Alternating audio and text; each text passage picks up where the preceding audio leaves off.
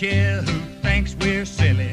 You be daffy and I'll be dilly. We'll order up 2 bowls of chili, setting the woods on fire.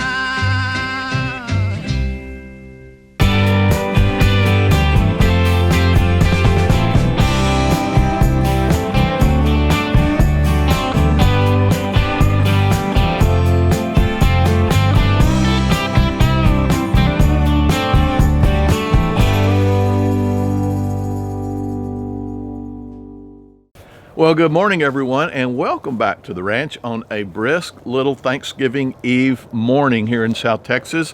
Kind of nice and cool outside, but it's going to be a beautiful, warm day this afternoon. Hope the weather's good for you are, and I hope you guys are doing just fine too. And I hope you have a good plan for tomorrow, but I would always encourage you to be safe and be smart about your choices for tomorrow. But anyway, guys, there's a lot to be thankful for. 2020's been tough for all of us. We've all lost a lot, some of us more than others, but you don't have to look around very far, despite our losses, to find something to be thankful for. And one of the biggest things that I'm thankful for is all of you on this goofy little YouTube channel, but more importantly and more directly, the kindness you have shown not only me, but my family, and also the kindness you show each other. That's what I love most about you guys. So anyway, I am very thankful for you and for that one word that we always talk about so much on this channel, and that is kindness. We do have a little bit of housekeeping to do, a little bit of business to take care of before we get on with this video, and that has to do with the naming of Luther's replacement. From the last video, you guys sent me hundreds of suggestions. Several of you wanted me to name him Trucky Truckface. That's probably not going to happen.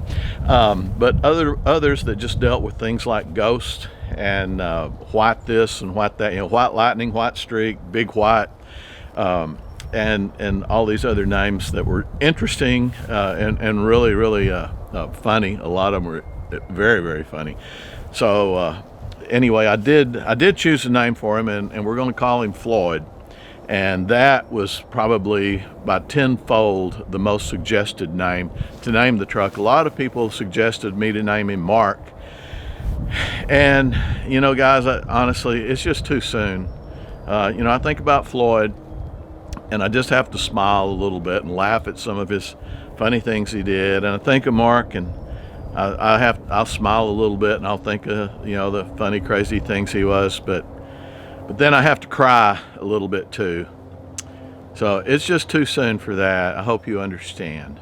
But anyway, Floyd it is. So a lot of people said that would be disrespectful to Floyd to name an old truck after Floyd. But honestly, I know Floyd pretty darn well. My dad died 30 years ago, and Floyd had a son that passed away a long time ago too, and he's been more like a dad to me than he is an uncle.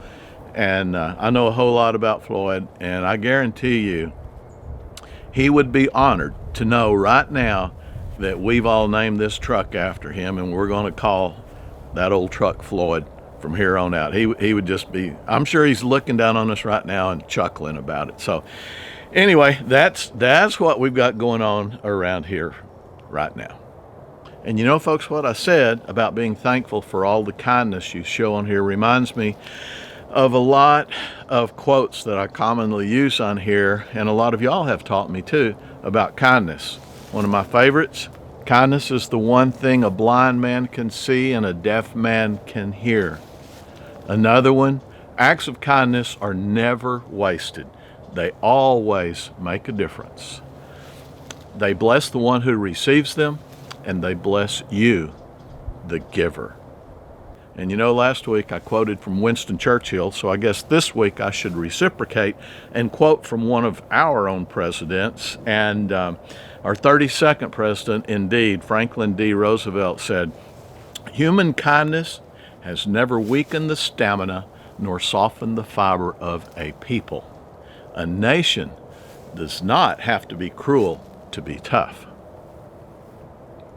Pretty smart. He's a pretty smart guy. If you ever read up on FDR, He was a pretty impressive president. He served more years than any other president we've ever had, and really got our nation out of a pickle called the Great Depression. But anyway, thank you, FDR, for those words of kindness.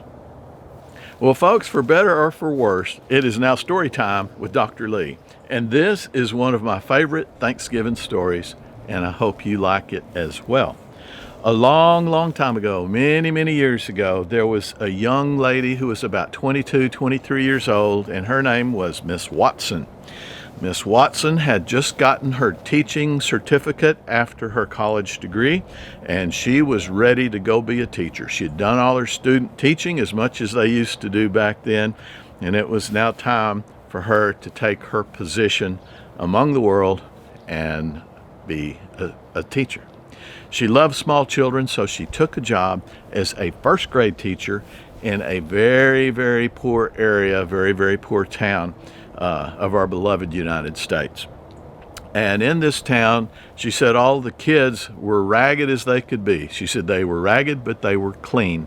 And she said they were good little kids. All their parents were struggling to make a living. It was really some tough times in the United States at that time, but especially in this area. It was a very impoverished area.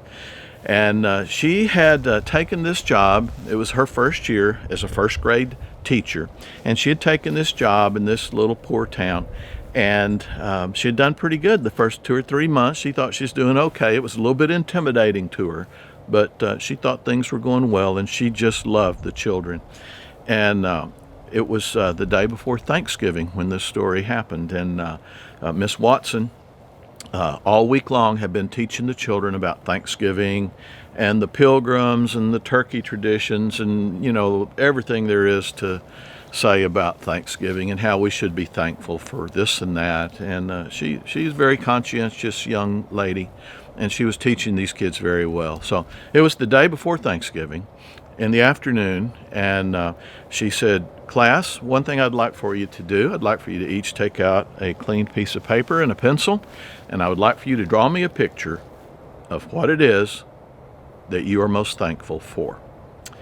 And she said, once you get that done, I would like for you to bring the pictures that you draw, put them on my desk, put your coat on, go outside to play, and after our recess period, we will all come back in here, and as a whole class, we will go through all these pictures you drew and we'll discuss them, and you'll be able to enjoy each other's artwork as well as the things for which they are most appreciative and thankful. So the kids did just that. They all drew their little pictures, and they all got through with them and carried them up, put them on Miss Watson's desk, put their coats on, went outside to play for 30 minutes or whatever their recess period was, and they all came back in. And Miss Watson got them all set down, and she said, "Okay, well, now we're going to go through these pictures." And she held up this pile of pictures, and she was showing them to the kids one at a time. And there was pictures of, as good as a first grader can draw. There were pictures of little families. Some of the children, she'd say, "Who drew this?" And Billy would raise his hand, and he said, "I did." And she'd ask the class, "What do y'all think this is?" And they'd say, "Well, that's a bunch of people." And somebody'd say, "No, that's his family." And he'd say, "Yeah, that's right. That's my family, and I'm thankful for my family." And others would draw, a big, again, as good as a first grader can draw, a table with a turkey on it and plates and food and all. And she was going through all of these individually, and the kids were calling out that, that was mine and this is what it is and everything. And she came on to one picture and she held it up, and it just had a hand drawn on it, and it kind of set her back just a little bit, kind of startled her. And she held that up, and one kid said, "Well, that's the hand of God." And Miss Watson, being the smart teacher that she was, quickly put that one down and picked up another one and proceeded on through the rest of the pictures of turkeys and pilgrims and all that kind of stuff. And once she got that all done, made all the kids start reading or something, got them busy doing something else, and she went back to the class, back to the back of the class where this little boy named Charlie was sitting. And she said, "Charlie," she said, I'm kind of curious, why did you draw a picture of a hand?" And she said, "The kids thought that was the hand of God or something. And he said, no, it wasn't the hand of God. He said, Miss Watson, that was your hand. And she said, you're most thankful for my hand, Charlie? Why are you so thankful for my hand? And he said, because every time I get scared, you hold my hand. And I'm sure as a first grade teacher in her first year of teaching, little Charlie's words hit Miss Watson right in the heart. Actually, she commented later, she wondered what the little children would tell her they were thankful for, because most of them had absolutely nothing. But the little children, even as first graders, found something for which they were thankful. And little Charlie was obviously thankful for the kindness Miss Watson had shown him in holding his hand. Many, many years later, Miss Watson reflected back on teaching her first year in that little small impoverished town, and she wrote these words. That year, I think the children taught me more than I taught them. Charlie's little drawing represented his Thanksgiving, but actually it was my Thanksgiving then, and it's still my Thanksgiving today. And it should be everyone's Thanksgiving. We should be thankful not only for the material things given unto us, but especially for the one thing we can give freely, and that is kindness. See, there's that kindness word again. It keeps popping up, doesn't it? Doesn't cost anything to be kind. And folks, I would encourage you to think about all the people you know. If you know someone who indeed needs a little bit of kindness today, share this video with them, give them a phone call, and maybe that'll put a smile on their face. It won't cost you a cent. Guys, that's it from out here on the ranch. The one thing a blind man can see and a deaf man can hear, kindness. Spread it. Happy Thanksgiving, everyone. I look forward to seeing you on the next video. I would like for you to always remember I love you. Bye-bye now. Your call. You're the driver. Yeah, but you're the rescuer. I'm just going to throw you a rope from here. I'm dying. I'm running out of power. You getting water? You taking on water in your motor? Yeah. Oh, shoot. I got stuck. Then Dad came to rescue. You're so deep. So deep.